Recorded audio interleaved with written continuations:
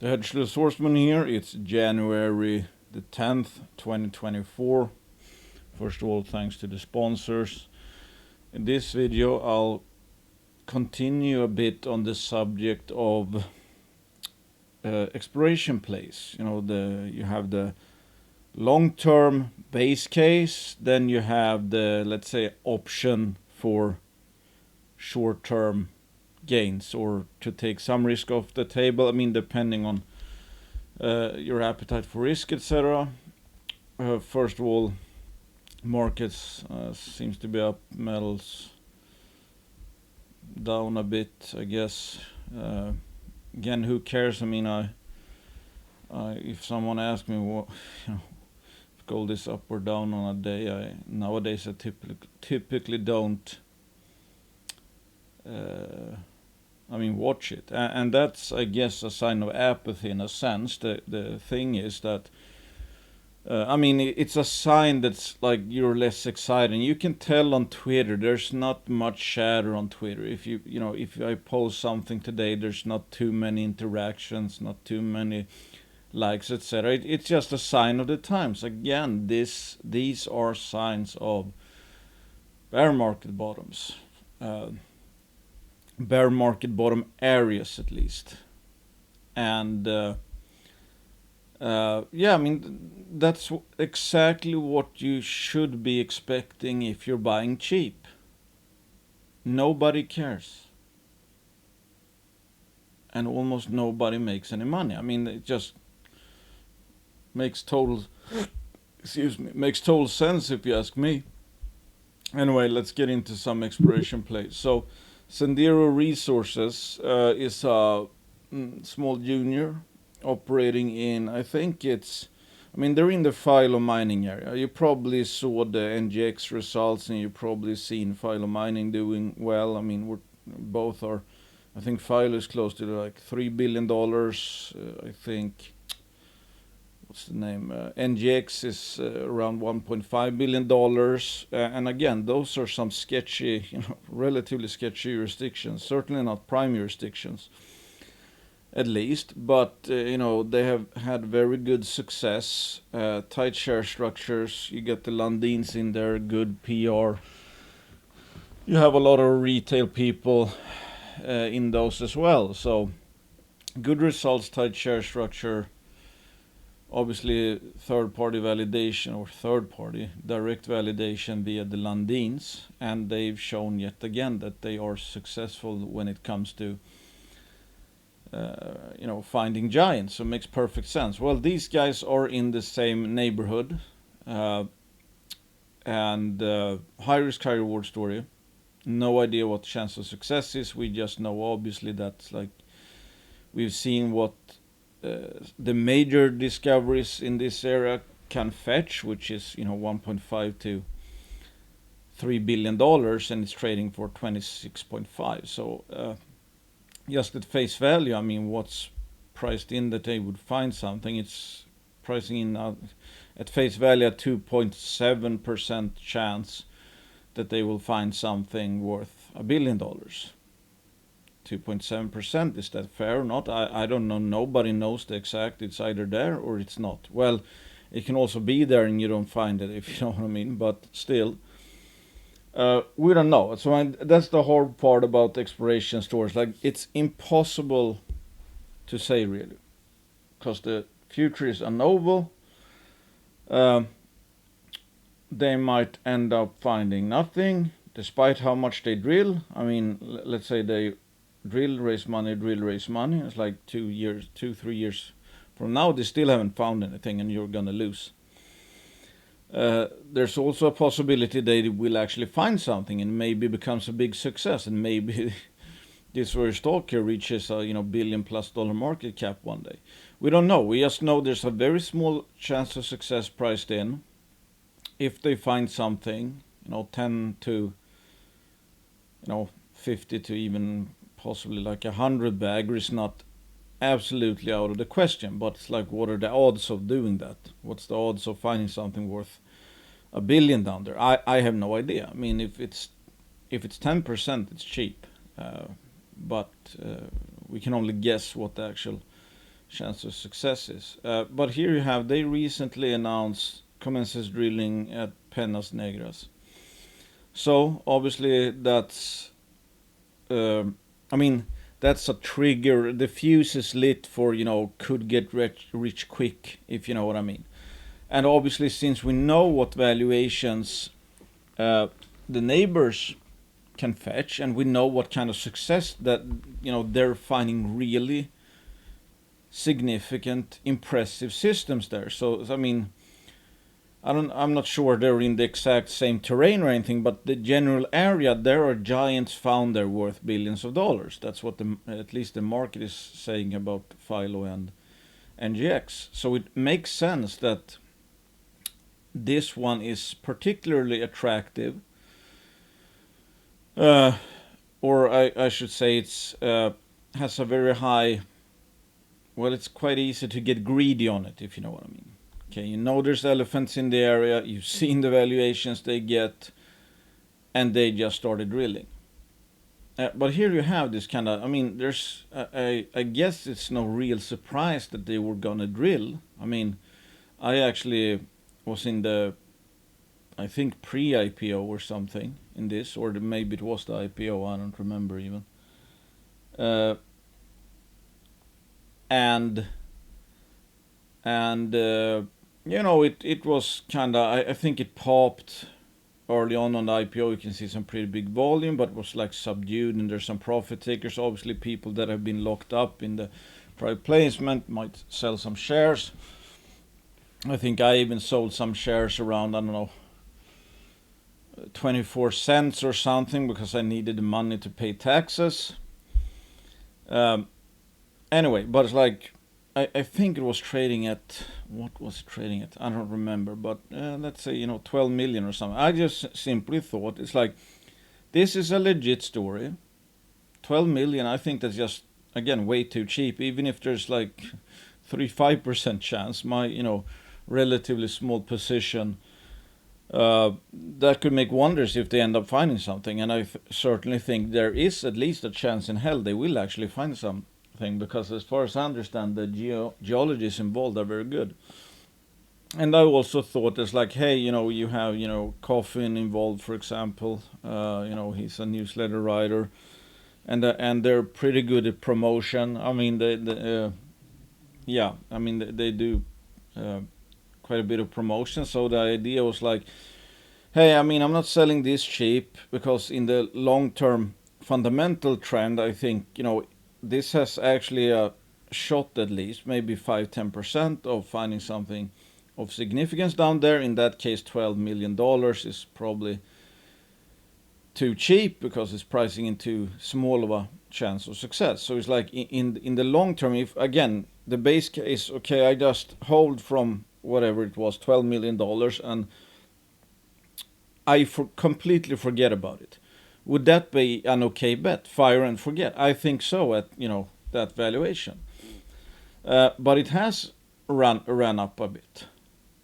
And again, no material change. They just announced they're drilling, mobilizing drilling, announced that they're drilling. So it's like, there's no real change in value here, because the rocks don't change. By them announcing the start of drilling. Mobilizing drilling and start of drilling. It's just that it's, again, lit the fuse of, if they're going to make a potential discovery, obviously they need to be drilling. But value, the chance of success didn't get altered here. But here you have one of those cases where, like, could this go up more? In the next 2 months, getting closer? Sure. I mean, the narrative is very strong. Again, you're in the land of giants. There's quite, okay following, at least. And it is one of those stories, given, again, the context of elephant stories right next door, fetching billions. And people have seen what, how much value can be created via the drill bit, and these guys are in fact drilling. So yes, I mean, the narrative is very good, so I wouldn't be too shocked to see this head higher. But then you have the opportunity, like, let's say, again, you were sitting there at like 20 cents and you thought, I'm not selling long-term trend, it's too cheap, even if I take all the asset risk. Because from 12 million to, I mean, if there's a 5% chance they end up finding something within the next year, that might be very cheap. Whatever. Again, the fire and forget kind of. You don't try to trade anything, just hold. But now we had a change in price with no real change in value. So it's like, okay, now we're paying a bit more, obviously. A bit higher chance of success is priced in. Bit higher expectations. Bit increase in like what results would be needed for this not to sell off or get more people to buy or whatever. So I didn't, necessarily predict that this was gonna happen. Now I just find myself here where it's like, okay, I mean, if I wanted to, I could take some money off the table, but at the same time, wouldn't be the worst thing in the world. Like if I made a decision, no, I'm just gonna ride this out. I mean, odds are they're not gonna find $1 billion deposit, but if they do, this position, could substantially increase be a real boon to the portfolio. That's just how it is. Again, high risk, high reward. Most of them will not succeed, but the few who do should pay for a bunch of other ones. And in that case, to capture the reward side, we have to hold these for probably years. That's why it typically doesn't make much sense when you see people are very impatient, and it's like, I mean, most of the cases I have is like, I'm bullish on a let's say 6 to 24 month time frame. It makes no sense that I should be commenting or posting or whatever in every channel every day, because like the results are going to be what the results are going to be regardless. But in between, there's going to be sentiment, there's going to be individual sentiment. I'm talking about individual companies. They are going to have a sentiment cycle. And then you also have the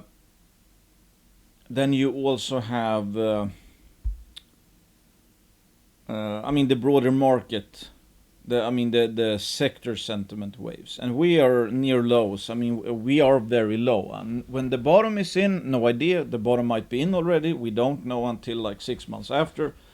We just know we're very low. But of course, that's, if they drill and hit dusters and everything, there's not even a hope, or there is hope, but the market doesn't see any hope, because let's face it, I mean, they're gonna drill, I think, 4,500 meters. It's hard to kill, their portfolio with just 4,500 meters. But let's say, sentiment is bad. They end up drilling dusters in a bad market, or even in a good market. I mean, then we can't be expecting too much, gains, because they, have nothing yet. Even if the market goes up, I mean, sure, it could go up on good sentiment, because everybody's again grasping for straws, finding excuses to buy stuff, because they're grasping at straws. Like any single risk to the upside becomes like, yeah, okay, then it's okay to buy. And now it's of course the opposite, that as soon as a company, regardless of how cheap it is, they put out delays, or they are delayed, or they put out some news that's like net negative, but it's already way too cheap. So even with the, let's say, net negative news, it shouldn't even go down, but it still will go down, because it's all relative. The market is short term. It affects. It's driven by short term expectations, and also are greatly affected by short term results. And the actual reaction will be short-term results, or the results relative to the short-term expectations, and then you have the reaction. But anyway, so this is just one of those cases where it's like, okay, didn't predict much, except that, well, I think, at whatever price, like, it wasn't too cheap, it wasn't too expensive, given, the stakes here. It's like, if there's a 5-10% chance they'll find something, this is probably very cheap, so I don't need to sell it. Now I at least have the option, and maybe more of an option in the not too distant future, to sell at a profit without actually taking asset risk. So again, I was not necessarily predicting it, because you were okay with the base case that if I just fire and forget, they might end up finding something. Odds are they're not going to find something, but if they do find something, if I hold it long enough, it might become a 10 to a 10 to a 50 bagger or something. That's an okay case. It just means you don't do anything for the next, who knows, like 1-3 years. But again, now the market has done something. This is, one could say volatility. It goes from 24 cents to 40 cents. Then you have an opportunity. You've been paid beforehand, before results, which means less pay it with the same results after results come out, because the expectations are already higher. There's more people involved, more people that are, that might be selling on, regardless of what the news is, like I explained with Hercules Silver. So again, but that's like you're setting yourself up at least for, you have a kind of a fallback plan. It's like, okay, if this stock went nowhere, but they announced these same results, even less of a reason to sell or take profits, because let's say there are no real profits and you still think it's very cheap and no value has changed. But when it goes up like that, at least you can decide, do I take some money off the table because I've already been paid a bit? I mean, it's pricing in a few, couple percent higher chance of success. And I hope you understand what I mean here. It's like, I'm not predicting it, but then you have an opportunity. What kills people, in my opinion, is when they continuously do, let's say this ramps to 50, 60 cents. And everybody's all excited because like, the Mr. Market is pricing this higher, so it must mean that things are getting better and better, so I like it even more at 60 cents than at 20 cents, and then they buy in. I mean, that's just buying high. You follow the trend, and then, when the trend has been up for the longest time, it looks good. I mean, in hindsight, you see, well, this was a real good run. Then you buy in because you think, well, that means it's going to continue like that. What it actually means is you need a higher chance of success because you're increasingly pay a higher price without any new information out. So you're taking, if you're holding into assays especially, I mean, you're taking worse and worse bets. But if you just buy some of these stories cheap, I mean, either you have probably a good risk reward on the bet, even though it's high risk, high reward, but you also might get the option to like take some profits without assay risk. So like compare that the last chart to like maybe 1 year's best to Brixton Metals. Okay, it's at a 52-week low. Okay. We know BHP participated in yet another financing. Okay. BHP, the $160 billion company. We have some insider buying. I mean, this is still very much in the winter period up in British Columbia, but it's like, do you see any kind of hype here for the next season's results? Of course not. I mean, it's too long way from now, way too long. It's like, wait, I don't know how many months. Like, wait 6 months for some visuals or whatever. It's like, forget about it. I can be in other companies that you just started to drill. Here I can actually get quote rich within the next couple months perhaps, but 6 months, like, forget about it.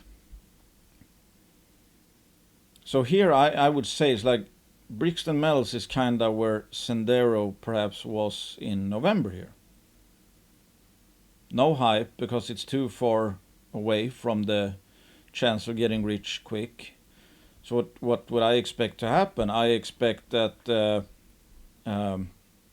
I wouldn't be too surprised that from around these levels you can see an uptick within the next 6 months when they've started drilling and all of that. That wouldn't surprise me at all. They got like, how much do they have? They raised 14.5 million Canadian. So even if we use face value, market cap and not enterprise value, $55.55 million. Again, they're chasing a price that obviously BHP thinks there's a possibility that Camp Creek or whatever, any of the other targets, might still deliver a BHP-sized price. And given the size of BHP, I'm thinking like $2-3 billion. Because like, how do you move the needle for a $160 billion company? I think in Canadian dollars it might be closer to 180. I'm not sure on that. But what kind of, would they bother if it's like, if they think there's a shot at a $1 billion target? That's a 180th, if that's how you say it. I don't think so. I mean,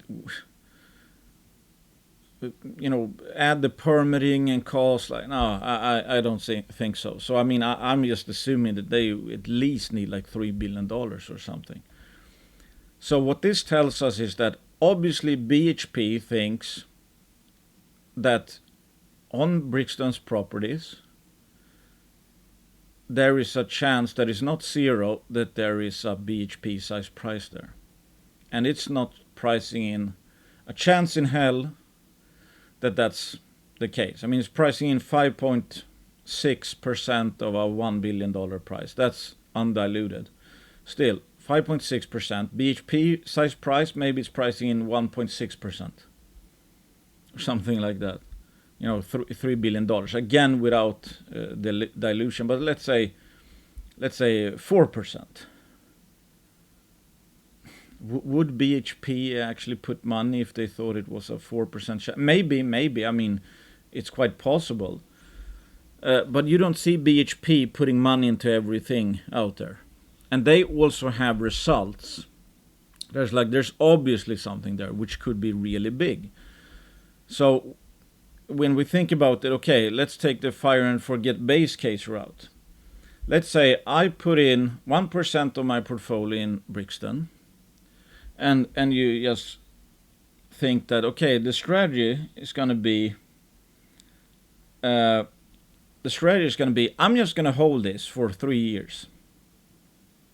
Do nothing, no trading at all. I mean, that's one strategy to do it. Because in your mind, it's like, from this market cap, either within 3 years, they would have found something, maybe BHP sized, or maybe the Trapper Gold project delivers, or maybe the JV with Ivanhoe Electric pays off, whatever. It's like, given everything they have, within 3 years, they will have more answers out. And if those answers are returned and, it becomes semi-obvious that they have something of major importance, 55 million will probably look very, very cheap. What's the hit rate you would need? I mean, this is, for a 10 bagger, that's 560 million Canadian. That's not a, major type target either. Again, look at, Philo Mining and NGX. It's like $1.5 to $3 billion. So, I mean, there's obviously upside or whatever, extend it to like 4 years. I'm not going to do anything with this position for 4 years. I buy it here at 12 cents. It's priced like this. I expect them to be drilling. I mean, and there's always the possibility that's like, okay, they obviously have money to drill. They drill, find nothing. And after that, it's like they won't be able to raise money at all. I mean, for some reason they end up missing on everything and the sentiment is so shit because, again, I think given how long the holes are, how big the target areas are, it's going to be hard to actually kill the potential in their enormous land package. But let's say markets are crappy, they didn't hit anything better than they have and they didn't extend anything. Yeah, I mean, then in that case the story might be semi-over in within the next 12 months. That's also a risk. But again, what if it is a success and you hold it for 4 years? You don't sell on, let's say they have a discovery hole, and I'm not going to say discovery hole, they already have a discovery. Let's say they get one barn burner hole and it's like all of a sudden people will be like, okay, yeah, this is really legit. There might actually be a BHP size price here, even though the market is Not thinking that at all right now. And I mean, Hercules Silver, for example, ran to 350 million with one hole. So I mean, imagine that. Let's say one of the future holes are good. This starts to run to like $200 million at least. But you, again, your strategy was based on fire and forget, so you're gonna ride it out. I mean, it's gonna be hard to, depending on how big of a position one might have, to ride it if it does become like a 20 bagger. But we're talking theoretically here, because if you have the stomach for that, if this would end up being at, let's say, 20 bagger and gets bought out, I mean, you can just imagine how many stories of equal position size to start off with this would have paid for. I mean, it would have paid for, I mean, let's say 40 juniors or something that went down 50 with the same position size. It's just incredible. Again, it's like one story can do that, and that's assuming you don't do the sell on a double and everything like that. Because who knows? Let's say they get a result out. It's like great barn burner hole. It's like 600 meters or 1% copper or something. If that jumps to 100 million, I would say it's probably a better buy than it is now. So should it be set, take half off the table? I mean, who knows? Maybe. But it's like, is it 100% better? Maybe. But that's, again, it's like we're trying to play the risk reward. We're not really trying to predict, I mean, the exact outcome of things. It's like, who knows what the chance of success is? No idea. Does this sound too cheap given who is in this? Yeah, I think so. How often do you need to be right? Well, you need to, if you ride these fully and this actually becomes a success. And I mean, if you rode Great Bear the whole way, that would have paid for tens of juniors that got cut in half. But how many actually let the success stories pay for all the losers? I mean, I'm very bad at that myself, taking profits too early. In my opinion, that's why I made the whole gambler portfolio. I mean, in an ideal kind of scenario, the idea with that is to kind of form a case in point of like, if you did absolutely no trading but to buy high risk, high reward stories when they were cheap, and then you did absolutely nothing for 3 years, can you make money on that? And I think the answer is going to be yes. I can't guarantee that, of course.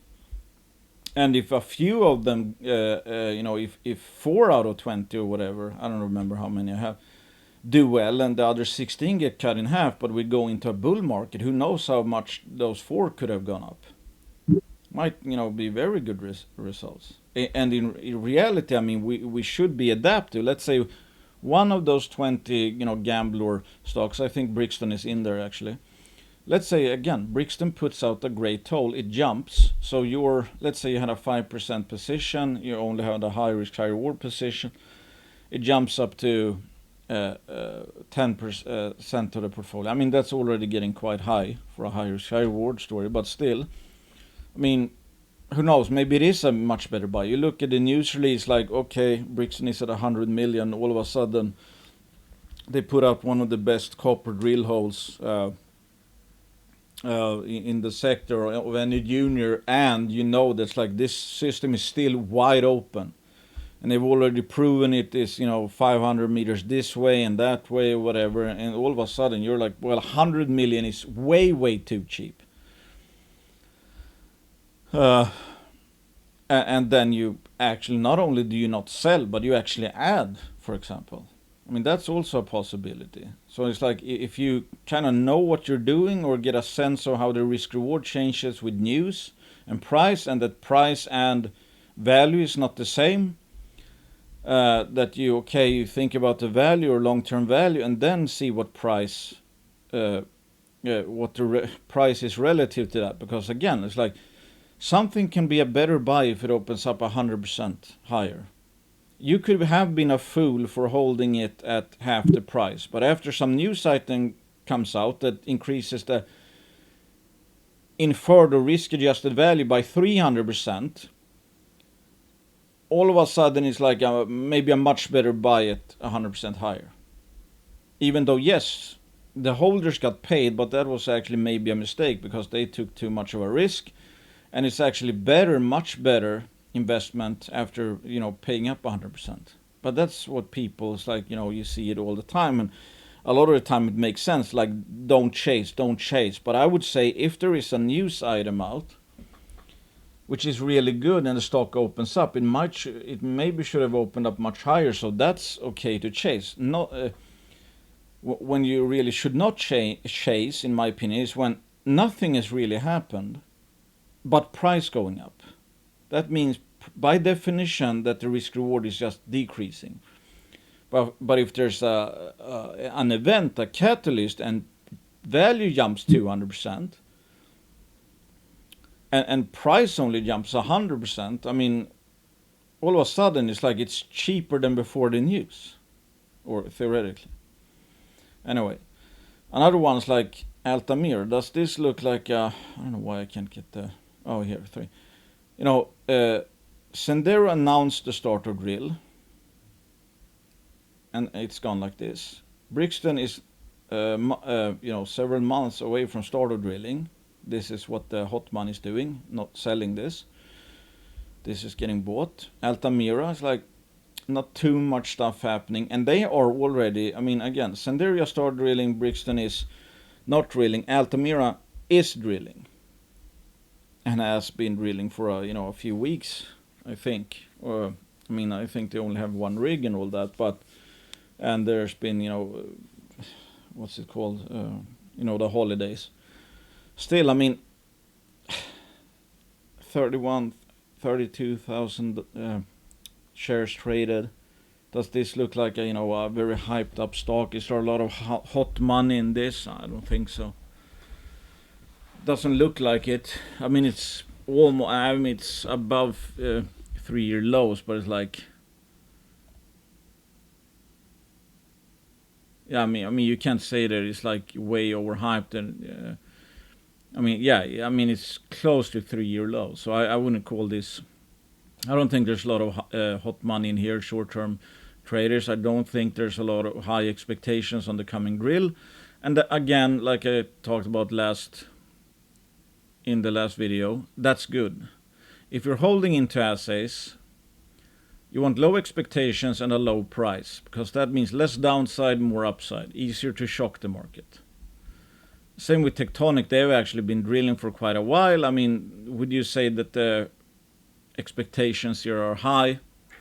Not that high. It's like, yeah, there's some chatter here, but would one say that expectations were higher here than now? Yeah, I would think so.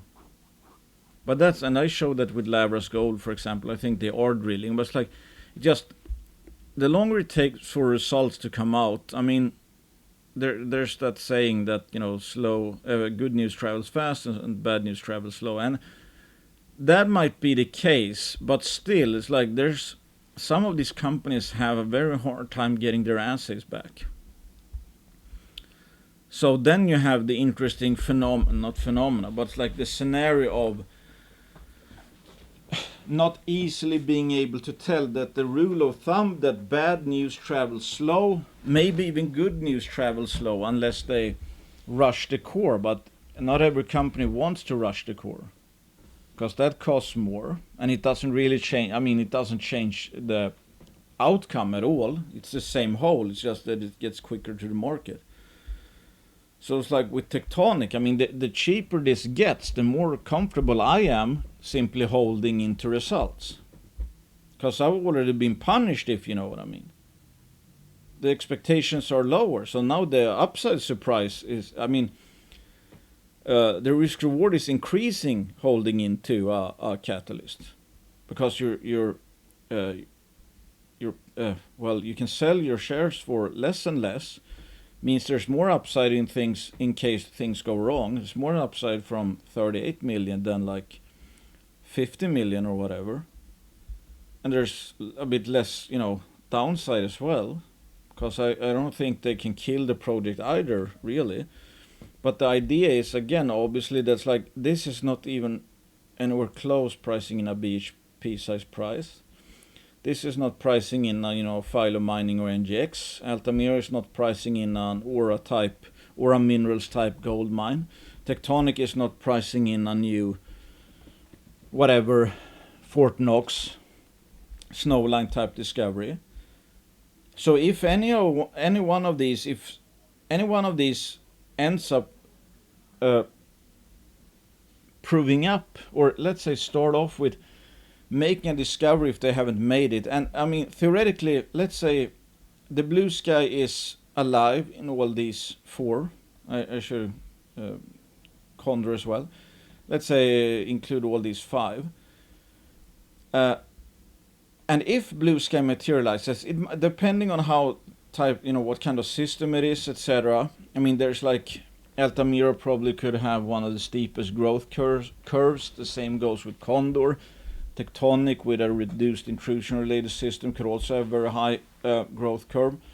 Brixton is more, well, Tectonic is quite seasonal as well.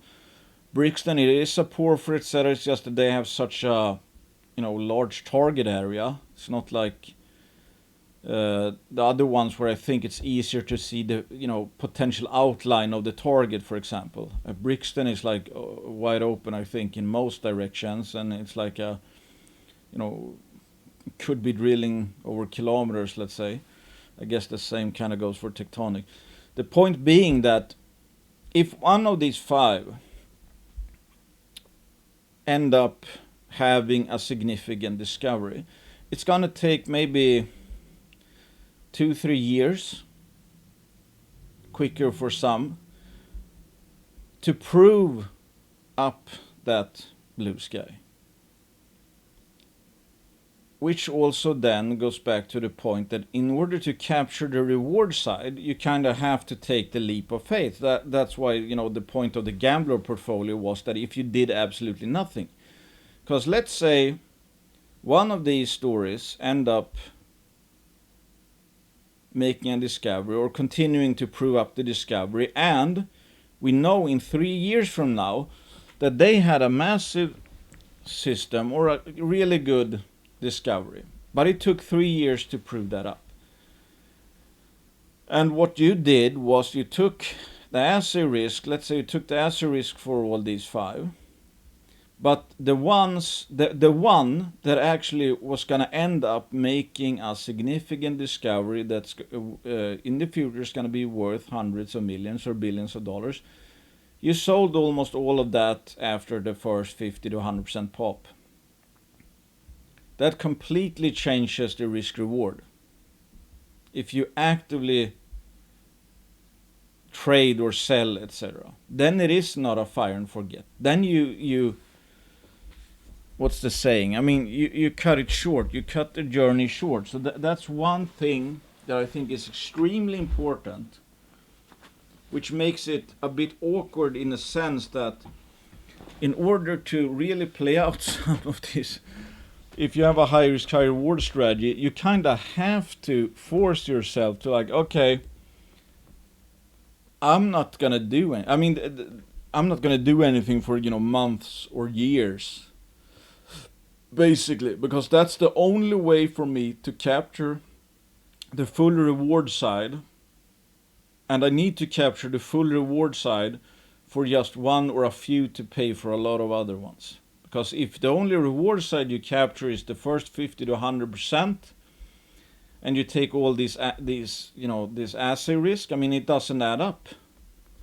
It's like, let's say the chance of success of finding something significant is 10%, it's pricing in 5%, and you still sell after they make a discovery and it's on the way of creating a 10 to 20 bagger over the next 3 years, but you sold it after 100% pop, then it doesn't add up. I mean, if the reward side of these stories is 100% in practice, given the decision we'll make, that if you know someone, or I mean yourself or whatever, it's like if you know that, hey, I'm gonna sell after the first 100% pop, you have no business being in high risk, high reward stories. You can find 100% pop buying something that's much safer, whereas like the downside is not, I mean, take an advanced gold junior or whatever, a solid junior, not really any growth or anything, but it's like, it's cheap now, it's just a matter of time when it's going to go up. That's not the case for these high risk, high reward stories. Most of them don't have anything substantial, which means it's only a when, not if question. If Brixton does no more drilling, finds nothing more, and none of the partners like Ivanhoe Electric finds anything more, does this have any business, going up 100%, or they miss, they don't, they don't hit anything more, they just go into whatever, the company gets shelled? No, not really. But you can have an advanced, a de-risked project where success is already delineated and do nothing and have that revalue, because there is something there to revalue. So I hope I make the point, at least, that it's like high risk, high reward betting makes a lot of sense if you're able to not really do much. But then we have the situational question, of course. There's but what do you do, for example, with a stock that's gone up in price? Because if you're not supposed to sell because it hasn't played out, then it is not a fire and forget. Then you're actually, trading it in some way, shape, or form. Yeah, that's a more advanced way to go about things, I would say. And I think that's one thing one might consider more the better you get to just, appreciating the growth trend. It's like, okay, maybe you almost kind of have the same position, but you sell at some point and buy back, but at the same time it's not really required, because yes, okay, if this has ramped up, you're sitting at paper profits, and we know how rare they are right now, and there's nothing worse. I know that from poker. The most stressful period to play poker is when you're up in a session, because it feels much worse to have paper profits, to be up and then lose it, than starting off losing it, or not even having any winnings, especially in bad periods, because you're so let's say you're so happy that you have profits at all. It's like, I think people understand what I'm trying to say here. And I've seen some tweets today, I think there's someone mentioned that, losing money hurts 3 times more than making money feels good. That's also a psychological reality that makes no sense, really.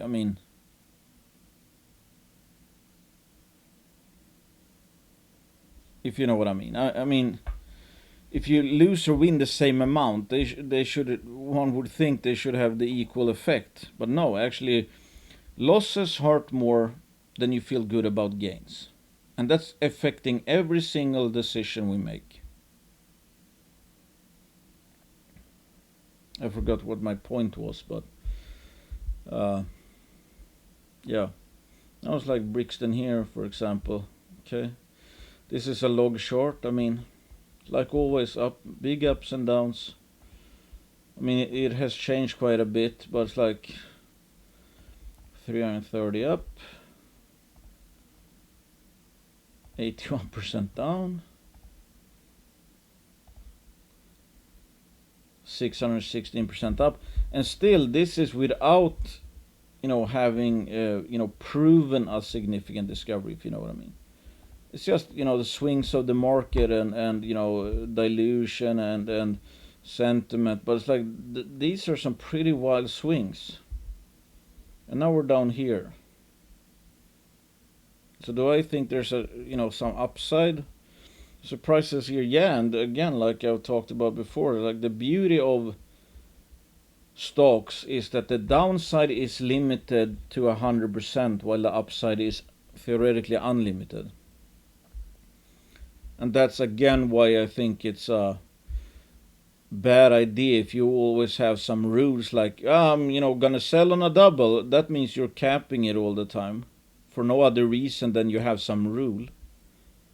I mean, it's almost, it's pretty much as dumb as like, I always sell if I'm down 50%.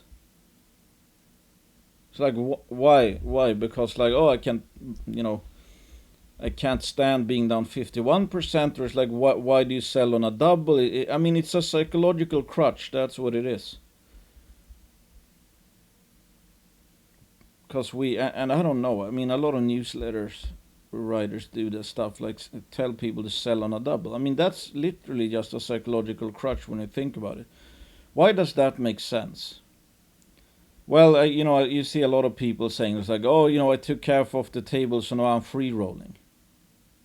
What does that mean? We should make the most efficient, logical decisions all the time. I mean, most of the time that's just waiting, holding, but it's like, again, like if a story got much better and it's 100% higher, why should you cut your exposure in half? Is your portfolio in the future going to thank you for making a dumb move like that? I mean, it makes no sense, but that's what people do, and a lot of people advise other people to do. But when you think about it, it's like, why on earth would you have a fixed rule like that? It doesn't make sense to me, at least. I don't know. It's like, you have aces. I'm only gonna bet half my stack when it's aces. Like, well, there's no real limit to how much you would bet if you had a best hand. I mean, within your risk parameters, for example. But let's say you start off with a 0.5% position. It jumps to 100%, goes up to 1% of your portfolio, and the case is like 200% better. Why on earth would you chop that down to 0.5%? You should maybe have it up at 3%.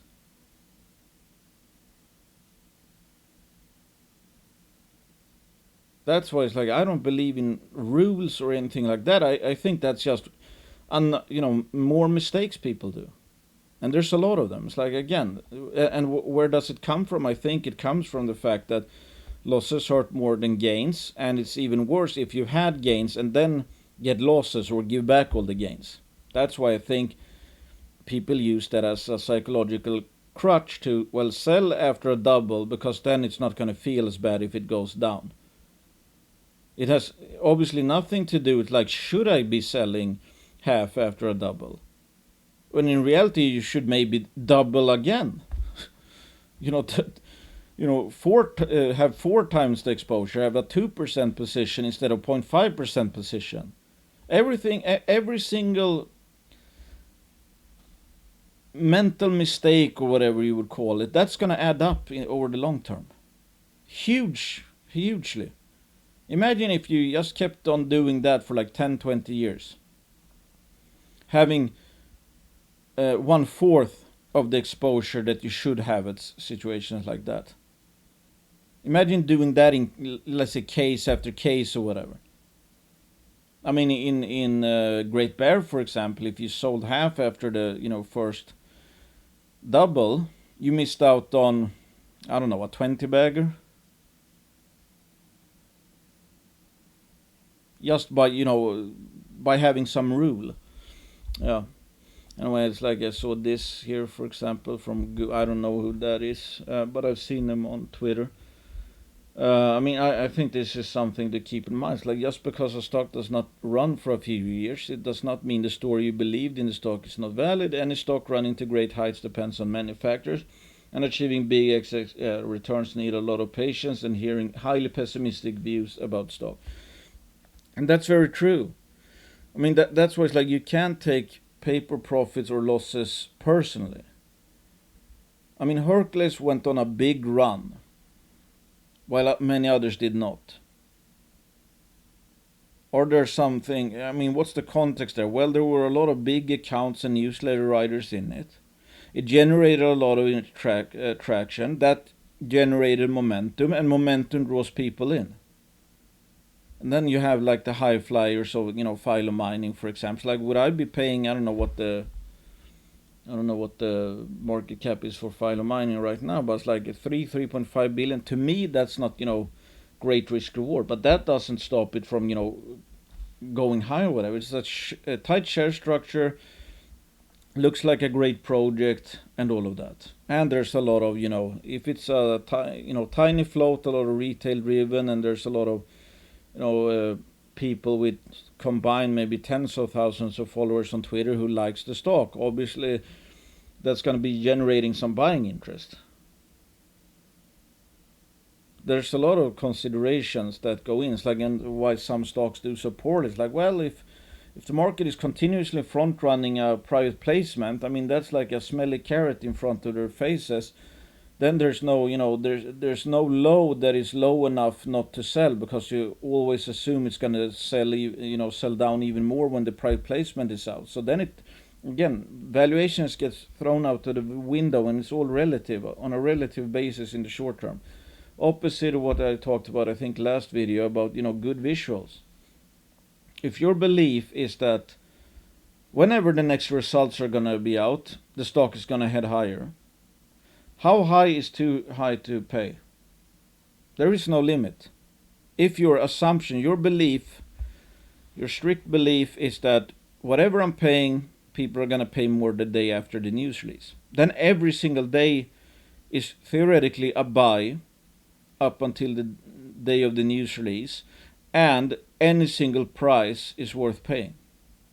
That's why you have these crazy moves in this sector, because everything is relative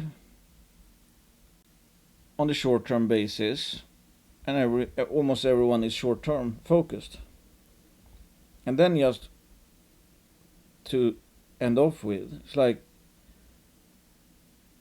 I think there's a lot of people that they have no idea really why they own something or why they should hold on to something. They're just, they buy, and then they hope they will look smart within the next week, well, preferably the next day, next week, next month, at the most a year. I mean, holding, it's like just the idea of having a 3-year bear market is like, oh, that's, feels like it's been 80 years or whatever.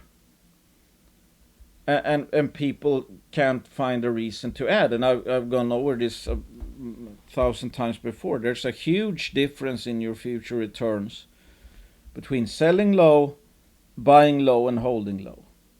Selling low is the worst. Holding low is dumb, but it is at least better than selling low, a lot better. Buying low kicks the ass of holding low, and obviously selling low. So it's like an exponential difference, especially if you keep on doing bad decisions versus very bad decisions, or a good decision, which is like buy when it's cheap. Give those 3 portfolios 10 years, and the sell low guy will be down 99%. The hold guy might be, I don't know, even to maybe slightly up or slightly down, and the buy low guy will be probably sitting with hundreds of percent or thousands of percents of returns. They got the same bear market, made 3 completely different decisions, even though a lot of people think it's kind of the same to, yeah, I'm holding at least, versus buying. Oh, in the long term, that's gonna, the more time you give those 2 portfolios, the more the buy low portfolio will outperform the hold portfolio. And especially since, I mean, if you're only holding, you're not taking advantage at all, really. And for all you might be zigzagging your portfolio for eternity. Then add dilution, it's going to zigzag down. But my main point here was that, like, there's a bunch of juniors out there with recent or semi-recent, or some maybe legacy votes of confidence from like third party, smart money, big mining kind of companies. So it's like, if it's good enough for whatever. I mean, again, it's like if BHP puts money into Brixton, they think that's a good idea. You need to be smarter than BHP in a sense for that to be a sell in that case. But I think a lot of people have these huge pile of shit. I mean, it's fine if you know what you're doing in the sense that, well, I'm only waiting for the bull, and I'm consciously taking the dilution risk or whatever, and the fact that the management team isn't that good, and there's no third party validation, so I'm only treating as a trading sardine. Okay, if you know that, at least you know you have an idea, and in that case you should still also be buying and value trading all the way down. But you have, I mean, that's a strategy I can't cope with because I hate owning something that's only a trading sardine. It just feels weird as a value investor. It's not my style, and that's why I don't like trading either, because I don't like the idea of just trading paper and buying something without really caring what I own, perhaps, and then I'm gonna sell it. And it's like, no, I like the idea of like feeling that I get more from my money than I'm paying, that I'm a shareholder. But I do obviously value shuffling, etc. as well. But back to the point that there's a pretty long list of companies where you have mid tiers or majors or just Ross Beatty type stuff or Rob McEwen stuff. Rob McEwen type investors that they have done due diligence on. And it's not like every single one of these will turn into a great discovery. But what they're saying is they think there's a chance. And if they are pricing in no chance in hell, then it's just a buy by definition. And again, in terms of catching the reward side, I mean, most of these guys, like Lundins for example in Firewheel Metals, they are not traders. I think there was a saying by Lucas Lundin, I think, if I remember correctly, like they buy once and sell once, or somebody said that about the Lundins, maybe it was Rick Rule or Ross Beatty or something. They buy once, sell once. That's a fire and forget story, or approach.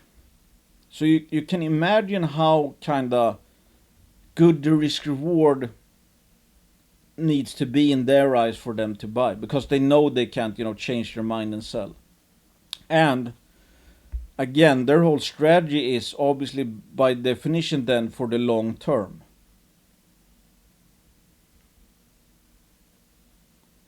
They're buying, they can't sell, so they can't take short-term profits. They think it's a good long-term bet, and if it takes, I don't know, it obviously can end up not working out, but if it works out, maybe that position will keep growing for 5 years or 10 years or however long it takes for that to be a mine or be bought or whatever. Those are the kind of time frames these guys think in. And that's why it's like I would rate the Lundin investment higher than most others, because they are strictly, well, they're not strictly because they have Lundin mining and stuff, but it's like they are investors first and foremost. A lot of these companies, what they're saying is that there's geological potential there, but then there's like, we investors have to deal with share structure and who knows, warrant or whatever, but it's like they don't really care about that. But at least they're saying that whatever project they're buying into, whatever company they're buying into, they're saying their projects, they think they have a decent shot, or at least a shot. At least there's no chance in hell in their eyes that they might end up finding something that's worthy of the entity that put in the placement. So I don't see how, take now for example, in these times when everything is cheap, even the high quality stuff is cheap, and you can go around and pick up stuff that's like get in at the same price as some of these mid-tiers majors or even the Lundins in some cases, or you can even pay less than them and the story might fully be intact. Like, how on earth are you making a mistake in that case? The mistake, in my opinion, then would be not buying said companies. And if you buy them, then you start to trade them short term. Because that's typically where the mistakes are made. Like you use some kind of rule. I mean, Lundin don't have the rule of, oh, we sell half of our position if Fireweed Metals goes up 100%. Stuff like that. They don't use that. They write it, full bore. But they have the reward side idea. It's like years ahead. They're not like, oh, I'm gonna get in here, then I change my mind, or oh, I get a 30% pop, I'm selling that one. They can't even do that. So you can just imagine how much due diligence some of these corporations out here. And I hear the majors do a lot of due diligence before getting involved with a junior as well. So almost again, by definition, I think it's very hard to. I mean, I don't follow every single company here, but it's like I think it's very hard to be buying any of these right now and by definition make a mistake, overpaying.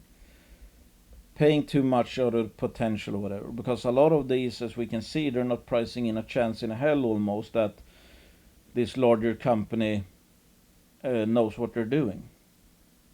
So if you call this, this sector is not hard, in the sense that it's quite easy to see when, not all the time, but it's at least quite easy to come up with when something is cheap. But the big mistake people do is selling when it's cheap, or holding just when it's cheap, not buying when it's cheap.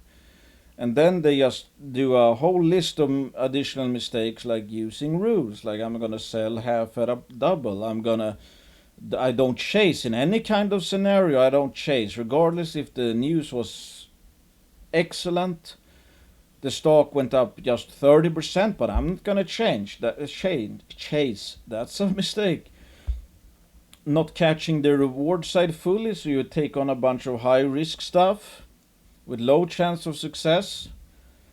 But in case of success, you don't even capture the reward side, because again, you're just happy if you get a 50% pop or 30% pop. Then you put that money, go into another high risk, high reward story with maybe 20% chance of success.